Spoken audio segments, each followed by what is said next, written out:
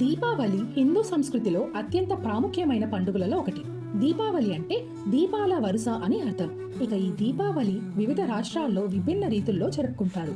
ఈ వీడియోలో దీపావళి వెనుక ఉన్న 6 వేరువేరు కథలలో 2 కథలు తెలుసుకుందాం. అయోధ్యకి రాజు అయిన తండ్రి దశరథుని కోరిక మేరకు శ్రీరామచంద్రుడు సీతా లక్ష్మణ సమేతుడై 14 ఏళ్లు అడవిలో నివసించేందుకు వెళ్తాడు. వనవాసం చేస్తుండగా లంకాధీశుడైన పదితలల రావణాసురుడు సీతను ఎత్తుకు వెళ్తాడు. ఆ తర్వాత రావణాసురుడితో జరిగిన యుద్ధంలో విజయం పొందిన శ్రీరామచంద్రుడు సీతా సమేతంగా అయోధ్యకు విచ్చేస్తాడు. ఆ రోజు అమావాస్య. అయోధ్య అంతా చీకట్లో ఉంటుంది. దాంతో శ్రీరామునికి స్వాగతం పలికేందుకు అయోధ్యావాసులు దీపాలను వెలిగించి అమావాస్య చీకటి పారద్రోలుతారు. ఆనాటి నుంచి దీపావళి పండుగను మనం జరుపుకుంటున్నామని ఒక కథనం. ఇప్పుడు రెండవ కథ తెలుసుకుందాం.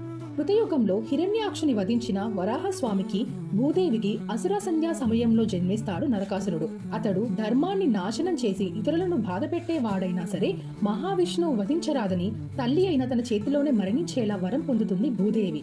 ద్వాపర యుగంలో విష్ణుమూర్తి కృష్ణుడుగా, భూదేవి సత్యభామగా జన్మిస్తారు. అదే సమయంలో తపస్సు చేసి బ్రహ్మానుగ్రహంతో మంచి చెడుల విచక్షణ మరిచి దేవతలపై యుద్ధం చేశాడు నరకాసురుడు. ఇంద్రాది దేవతలను జయించాడు. ఋషులను ప్రజలను బాధించడం మొదలుపెట్టాడు. అంతేకాదు 16,000 రాజకన్యలను బంధిస్తాడు. దీంతో తమను నరకాసురుడి బారి నుంచి కాపాడమని విష్ణు అవతారమైన శ్రీకృష్ణుణ్ణి ఇంద్రాది దేవతలు మొరపెట్టుకున్నారు. తనని ఆశ్రయించిన వారికి విష్ణు అభయం ఇస్తూ నరకాసురుడిపై యుద్ధానికి కామరూప దేశానికి బయలుదేరుతాడు. అదే సమయంలో కృష్ణుడు భార్య సత్యభామ కూడా కథన రంగంలోకి వెళ్ళింది. శ్రీకృష్ణుడు నరకాసురుడితో యుద్ధం చేస్తూ అలసిపోయినట్లు రథంలో కూలబడడంతో సత్యభామ విల్లంబులు చేపట్టింది. నరకాసురుడితో యుద్ధం చేసి నరకాసురుడిని వధించింది. తన పుత్రుని పేరైన కలకాలం నిలిచి ఉండేలా చేయమని భూదేవి అంశ అయిన సత్యభామ ప్రార్థించడంతో ఆ రోజు నరక చతుర్దశిగా పిలువబడుతుందని వరం ప్రసాదిస్తాడు శ్రీకృష్ణుడు. నరకుని చెర నుండి 16,000 రాజకన్యలను విడిపిస్తారు. వారంతా కృష్ణుడే తమ భర్తగా కావాలని కోరుకోవడంతో వారిని పెళ్లి చేసుకుని ఒక్కొక్కరికి ఒక్కో రాజ్యాన్ని అప్పజెపుతాడు కృష్ణుడు.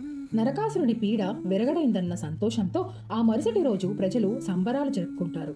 ఈ సంబరాలు జరుపుకునే రోజు అమావాస్య కావడంతో చీకటిని పారద్రోలుతూ ప్రజలు దీపాలు వెలిగించి బాణాసంచా కాల్చి వేడుక చేసుకుంటారు. కాలక్రమంలో ఇదే దీపావళి పర్వదినంగా మారింది. చూశారు కదా, దీపావళి జరుపుకోవడానికి ముఖ్యమైన 2 కారణాలు ఇవే. మరి దీపావళి సాయంత్రం మనం లక్ష్మీ పూజ చేయడానికి గల కారణం విష్ణు అవతారం అయిన వామన అవతారంలో బలిచక్రవర్తిని పాతాళంలోకి తొక్కేసిన ఇంకో కథని రేపటి వీడియోలో తెలుసుకుందాం. Thanks for watching. మీకు నిజంగా నా కంటెంట్ నచ్చితే please subscribe to my channel.